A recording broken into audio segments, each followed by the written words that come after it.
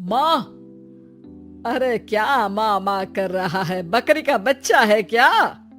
अरे माँ मजाक छोड़ो, मुझे फाइनली वो मेन चौराहे वाली दुकान मिल गई है। अब देखना, आपका बेटा दुगनी स्पीड से पैसा कमाएगा। ओफो, ये क्या? मेरी ऑनलाइन मेकअप क्लास चल रही है। इतनी जोर से क्यों बोल रहे हो आप दोनों? अरे मेरी धर्म पत्नी जी, मेकअप क्लास बाद में करना, वो चौराहे वाली दुकान मिल गई है हमको। अरे वाह, रुको मैं अपनी माँ को फोन लगाकर बता देती हूँ। अरे मैं भी अपने रिश्तेदारों को बता देती हूँ, कितनी खुशी की बात है। हाँ हाँ, मैं भी अपने दोस्तों को बता देता हूँ, 1 हफ्ते बाद रजिस्ट्री है। बस घर में खुशी का मौका था। उन तीनों ने अपने अपने फोन उठाए और लोगों में बात फैलाना शुरू कर दिया। और रही सही कसर श्वेता बहू ने अपने पड़ोस में सबको बताकर कर दी। अरे वर्मा आंटी, अब हम भी जल्दी कार ले लेंगे, घर का रेनोवेशन होगा और ठाट से रहेंगे हम भी। अरे ऐसा क्या हुआ?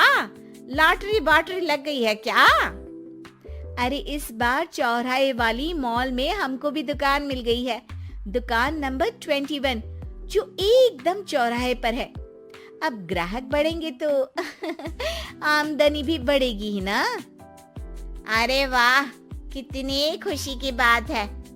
मैं बहुत खुश हूँ तुम्हें इतना खुश देख के।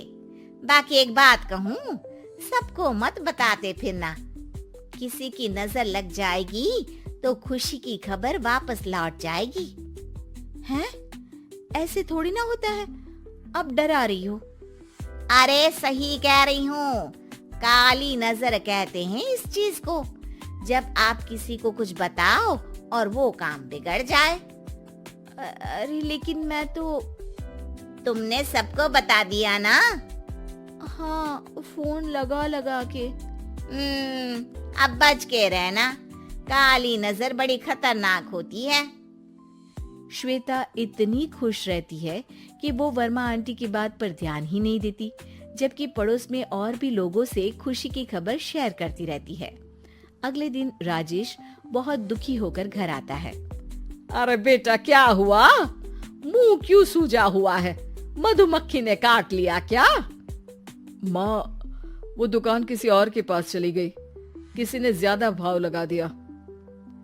अरे पर बात तो आपसे हुई थी ना उस दुकान वाले की। हाँ, आज मैं टोकन अमाउंट देने गया था, तब मुझे पता चला, कोई आकर सुबह मुझसे पहले ही ज्यादा अमाउंट दे गया। काली नजर। क्या कहा? वर्मा आंटी ने समझाया था कि किसी को बताना मत, वरना काली नजर लग जाएगी। अच्छा, तुम्हें उनकी बात मान लेनी चाहिए थी। उनकी बात मान लेती, लेकिन उसके पहले ही सबको बता चुके थे ना हम तीनों। अरे अगली बार से ध्यान रखेंगे, कोई भी नई चीज होगी तो किसी को नहीं बताएंगे। तीनों कुछ दिन ऐसे ही रहते हैं, पर एक दिन श्वेता को एक मेल आता है। राजेश, मेरा ऑनलाइन मेकअप कोर्स कंप्लीट हो गया, अब मैं खुद का पार्लर खोल सकती हूँ। अरे वाह, अपने मोहल्ले में ही खोलते हैं, ये जो घर के सामने दुकान है ना, वहीं। हाँ, यहाँ सस्ती भी मिल जाएगी। अगले दिन श्वेता वर्मा आंटी के पास जाती है मिठाई का डब्बा लेकर। अरे आओ आओ, कैसे आना हुआ? जोर से नहीं बोलूंगी, वो सामने वाली दुकान है ना, वहाँ मैं अपनी पार्लर की दुकान खोलने वाली हूँ, उसकी मिठाई है। अरे वाह, बहुत बधाई हो तुमको। हाँ, मैं कमाने लगूंगी तो राजेश पर पूरे घर का बोझ नहीं रहेगा ना आंटी जी। ये तो है, पर ये बता कि तूने ये बात किसी और को तो नहीं बताई ना? अरे नहीं नहीं, पिछली बार गलती कर दी थी, काली नजर लगी किसी की और राजेश के हाथ से वो दुकान चली गई थी। सबको मत बताना।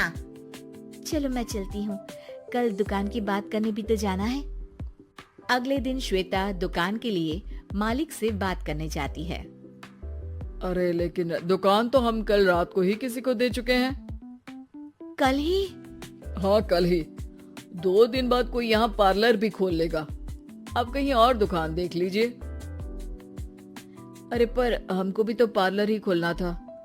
भाई एक ही दुकान है, आधी आधी तो नहीं दे सकता ना मैं। राजेश और श्वेता घर पर हताश होकर आ जाते हैं। इस बार तो किसी को बताया भी नहीं था, अब किसकी काली नजर लग सकती है। सुनो, तुमने माँ को बताया था क्या? अरे कैसी बात कर रही हो, माँ की नजर थोड़ी ना लगेगी।